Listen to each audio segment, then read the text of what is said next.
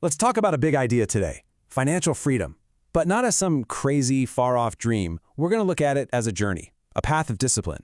And we'll do it through the real-life story of a man named Arith, who figured out how to get there before he even turned 50, all starting with a habit most of us have.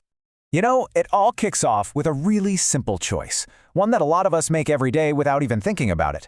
But what if I told you that something as small as a cup of coffee could actually hold the key to a totally different financial future? So let's really think about this. That one fancy coffee you treat yourself to every week.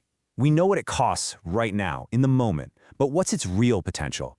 What could that simple, small purchase actually become?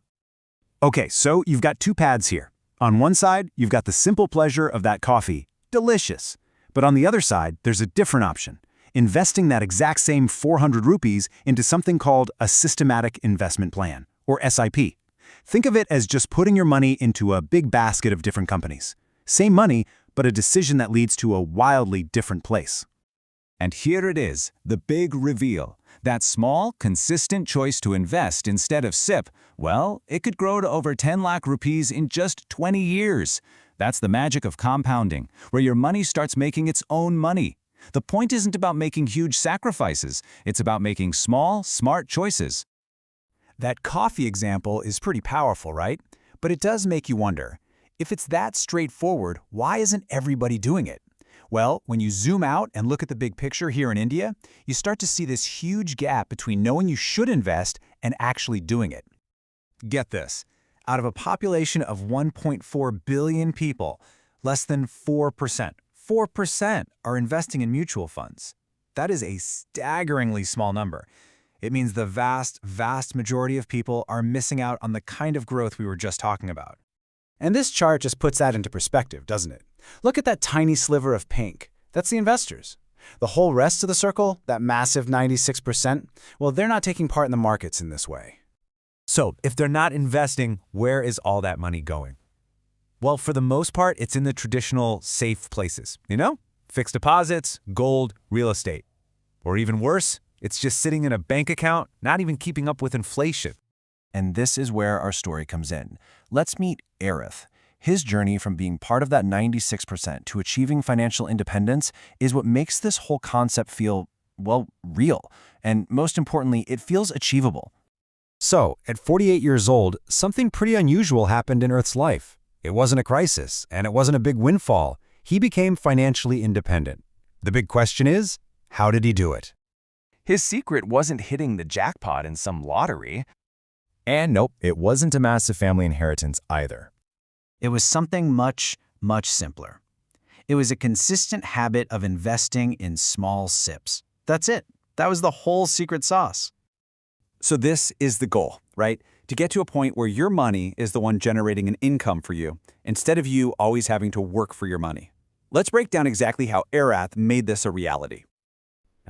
Here it is. This is the big question that stops so many people dead in their tracks. And you know what? It stopped Arith too, for years. That fear of risk, of losing your hard-earned money, it's a huge barrier. He admits he had the very same doubts back in his 30s. I absolutely love this analogy from his story. Thinking of an SIP not as some risky gamble, but as a gym subscription for your money, it just completely changes how you see it. It's not a one-time event, it's a consistent workout that builds your financial muscle. Plus, since you're investing the same amount regularly, you end up buying more when prices are low and less when they're high. It kind of smooths out the bumps along the way. And the growth isn't just a straight line, it's exponential, all thanks to compounding. Every investment you make is like planting a tiny seed. Over time, those seeds grow into a small grove. And if you keep up that discipline, that grove eventually becomes a massive, self-sustaining forest of wealth. And this is the ultimate result. This right here is the definition of financial freedom. You reach a point where your investments, your assets, are generating enough income to cover all your expenses. You are no longer trading your time for money. So after hearing Arith's story, the natural next question is probably, okay, how do I start? Well, the answer, thankfully, is a lot simpler than you might think. The key is to just get over that initial hump of doing nothing. Don't overthink the amount. Don't wait for the perfect time to jump in. Just start with whatever you can and start today. The hardest and the most important step is always the very first one. And this is the final empowering message here. Aerith's story isn't about some kind of special genius or incredible luck. It's about discipline. And discipline is a skill that absolutely anyone, and I mean anyone, can build. And just like that, we're right back where we started, with that cup of coffee. The next time you make a small purchase, just pause for a second and ask yourself this simple question. It turns a daily habit into a really powerful financial choice, making you see not just what you're consuming, but what you could be compounding. Ultimately, that's what it all comes down to. It's a choice between a brief moment of satisfaction and a lifetime of financial security. The pleasure from that coffee is gone in 30 minutes, but the freedom you can build with that very same money invested wisely, well, that can last forever.